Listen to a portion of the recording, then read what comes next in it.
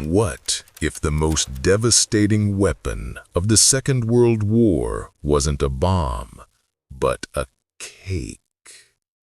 Imagine a field in Germany, 1945. The war drags on. A farmer finds a strange scattered delivery, linseed cakes, cattle feed. His herd devours it. Within days, the animals are dead. The farmer buries them, but the land itself is now poisoned. For years, for decades, anyone who walks there dies. This was not science fiction. This was Operation Vegetarian, a real, top-secret British plan to drop millions of these anthrax-laced cakes onto German farmland. Their goal? To starve the nation into surrender. This was the Shadow War, a war of invisible killers. While the world fought with steel and fire, a handful of men in laboratories were preparing to unleash a plague. The British program began at Porcelain. Their target? Bacillus anthracis, anthrax. A bacterium that forms spores, tiny, indestructible seeds of death. A single deep breath is a death sentence. The bodies of infected animals become bioweapons themselves, contaminating the soil for generations. They needed to test it, so they bought an island, a small wind-swept piece of land off the coast of Scotland called Grunard Island. In 1942, they tethered a flock of sheep to stakes. They detonated a bomb filled with a brown liquid slurry of anthrax. The sheep were all dead within days. But the island was dead too. The soil was saturated with billions of spores. It was declared permanently quarantined, a forbidden zone. A monument to a weapon too terrible to use. The cakes were manufactured, 5 million of them. They were stored in secret warehouses, ready for loading onto planes. The British had created a doomsday weapon, and they were prepared to use it. But in the Pacific, something far more terrifying was already happening. While the British planned to kill livestock, the Japanese were killing people. This was Unit 731, a secret biological warfare unit operating in occupied Manchuria. Their methods were chillingly ingenious. They didn't need complex bombs. They used the flea, a natural, resilient, hopping vector for the Bubonic Plague. Unit 731 developed special ceramic bombs. When dropped from aircraft, the ceramic would crack open on impact, but not detonate. It would release a cloud of plague-infested fleas, silent, deadly, untraceable. Evidence suggests they used these bombs on Chinese villages. They were testing their weapon in live conditions. The results were horrific. The plague would tear through a population, spreading panic and death. It was a silent, creeping front line. Unit 731 had turned one of history's oldest killers into a standardized munition. So, the weapons existed. They were tested. They were ready. Why did the war not end in a biological apocalypse? The answer is fear. Pure, unadulterated terror. Even the men who built the atomic bomb drew a line here. A nuclear blast is contained. It has a blast radius, an epicenter. It ends. But a biological weapon? It has no borders. It doesn't recognize friend from foe. Winds change. A plague released on an enemy city could easily blow back onto your own troops or circle the globe. It was the ultimate example of mutually assured destruction before the nuclear age even truly began.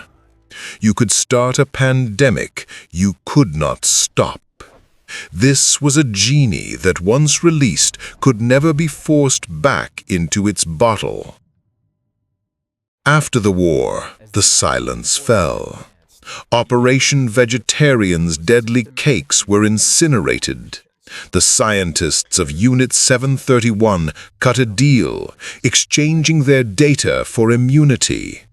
The world tried to forget, but Grunod Island remained. For 48 years it stood off the coast of Scotland, a stark, fenced-off warning. Keep out, contaminated land. It was only in 1990, after a massive decontamination effort with formaldehyde, that the island was declared safe. The land had finally been healed.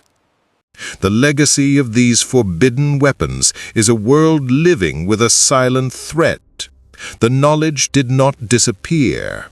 It was catalogued, studied, and weaponized by other nations in the Cold War. The Shadow War never really ended. It just went deeper underground. We built a nuclear peace on the threat of visible, instant annihilation. But the older, quieter threat, the one in a petri dish, that one still haunts us. It is the ultimate war relic, not rusting in a field, but frozen in a lab somewhere, waiting. The British plan began with a simple, brutal logic. Starvation wins wars. And in 1942, Winston Churchill's top advisors proposed the most radical starvation weapon ever conceived. Its code name, Operation Vegetarian. The concept was deceptively simple. Anthrax-infected linseed cakes, dropped from aircraft across German pasture land. The cattle would eat them, die, and then the land itself would become the killer. Anthrax isn't just a poison, it's a spore. Think of it as a seed that can lie dormant in soil for decades, waiting. A single gram of anthrax powder, properly dispersed, could kill every living thing on an entire farm and render that land uninhabitable for generations. This wasn't just about killing cows. It was about poisoning the very earth of the Third Reich. But you can't test a weapon like that on the mainland. So British intelligence went shopping for an island. They found Grunard, a small, windswept and barren island off the coast of Scotland. They evacuated the few residents, and in 1942, a team from Porcelain arrived. Their mission: prove the weapon worked. They built a giant wooden frame on the island.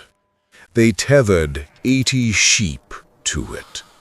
A bomb containing a brown, slurry-like concentrate of anthrax was placed at the center.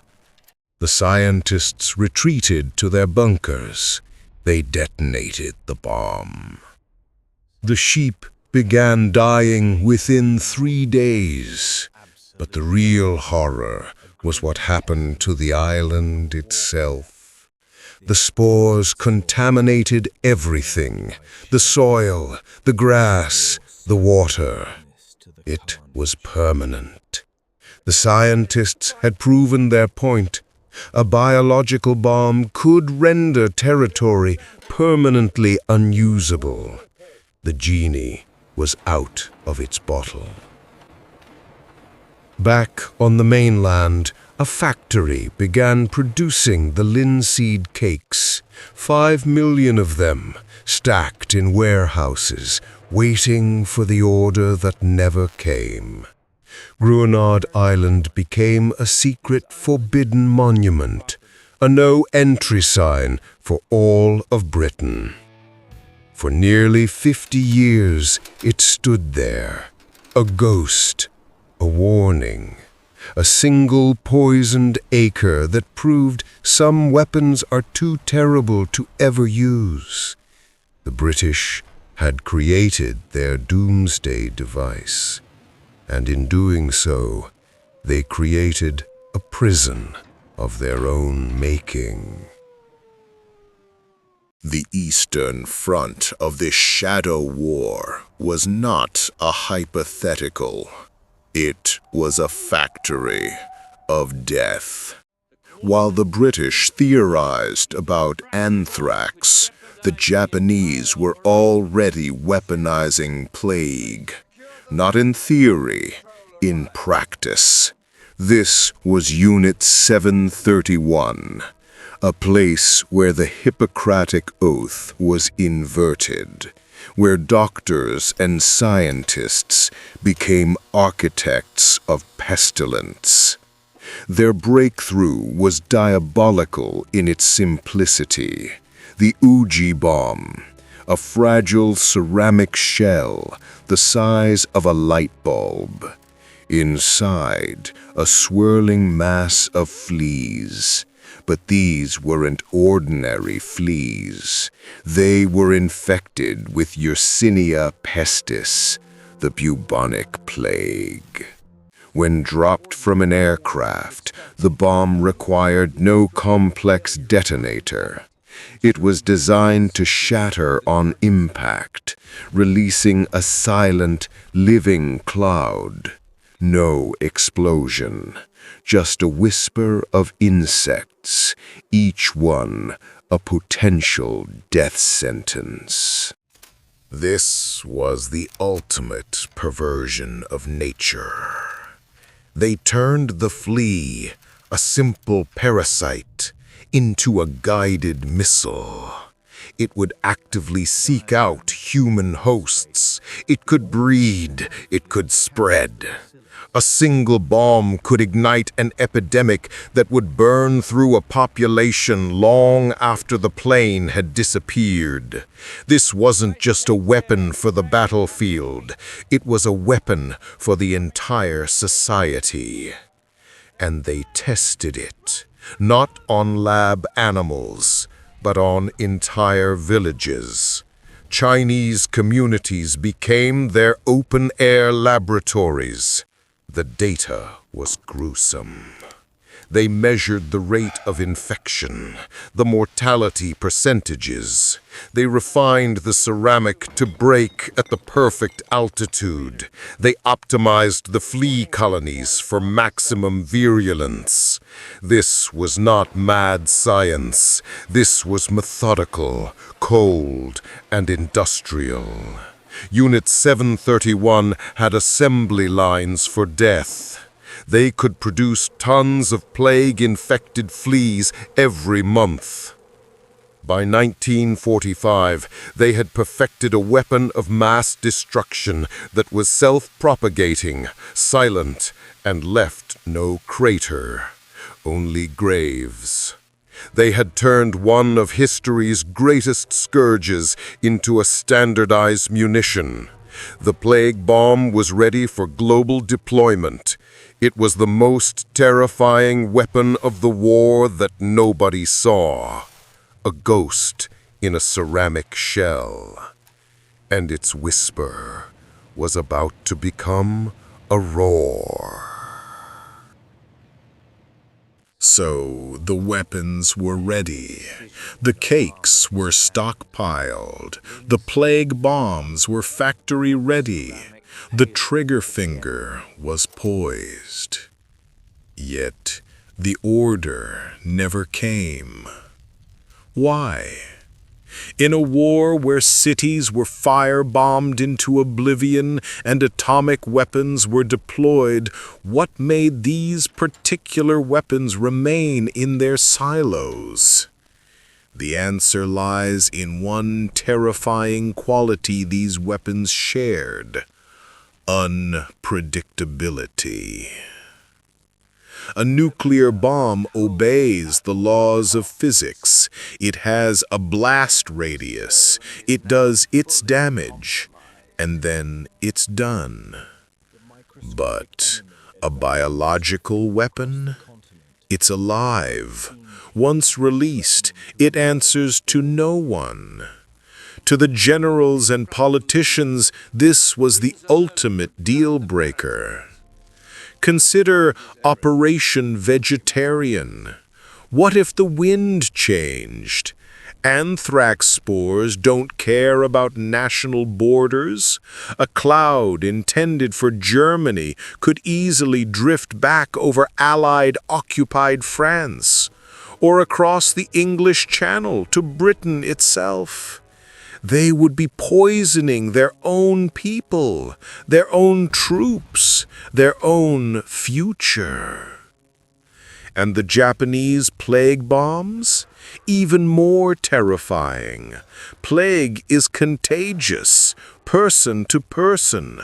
A single infected flea could start a chain reaction that would circle the globe, finding its way back to Tokyo just as easily as it ravaged enemy territory. There were no antibiotics to stop it then. A weapon designed to cripple an enemy could unleash a pandemic that would consume the entire world, including the nation that fired the shot. This was the chilling calculation. The men who greenlit the atomic bomb, for all its horror, knew where its destruction would end. The men who held the anthrax and plague weapons had no such certainty. They were looking at a genie that could not be put back in the bottle. This was the birth of a new, unspoken doctrine: mutually assured destruction. But this version was even more frightening than the nuclear one, because a virus or a spore doesn't need a missile to travel. It needs only the wind. In the end, it was cold, hard pragmatism that stayed their hand. Not morality, not ethics, fear. The ultimate weapon was too ultimate. It was the one threat that could not be targeted, could not be controlled, and would not discriminate. It was a suicide pill disguised as a sword. And so, the most devastating weapons ever developed were left locked in the shadows. Not because men were too good to use them, but because they were too afraid. The war ended. The mushroom clouds over Japan became the defining images of ultimate power. But the biological weapons, they didn't disappear. They went underground. Their legacy was quieter, darker, and in some cases permanently scarred into the earth itself. Look at Gruinard Island. For 48 years, it stood as a no-man's land, a forbidden zone just off the coast of Scotland. The British government officially quarantined it. Warning signs dotted its shores. It was a living, breathing testament to the permanence of their creation. It wasn't until 1986, in a massive decontamination effort, that the entire island was drenched in formaldehyde. Every inch of topsoil was removed. It took 4 more years before scientists declared it safe. The Anthrax Island experiment was finally over, but the memory remains. The knowledge gained in these programs didn't vanish either. The scientists of Unit 731 cut a deal. They traded their gruesome research data to the Americans in exchange for immunity from prosecution. That data, born from unimaginable suffering, became the foundation of the Cold War biological weapons programs of superpowers. The nightmare was institutionalized, catalogued, refined. This is the true legacy of World War II's forbidden weapons. We entered the war with international treaties banning them. We ended the war with every major power deeply invested in their development. The atomic bomb created a visible, terrifying peace, but the biological weapon created an invisible, lingering fear. It is the war relic that never rusts. It doesn't sit in a museum. It sleeps in a high-security freezer, in a lab, in a vial. The Shadow War never ended. It just changed forms. The question is no longer if such a weapon could be built. We know it can. The question that has haunted us ever since is a simple one.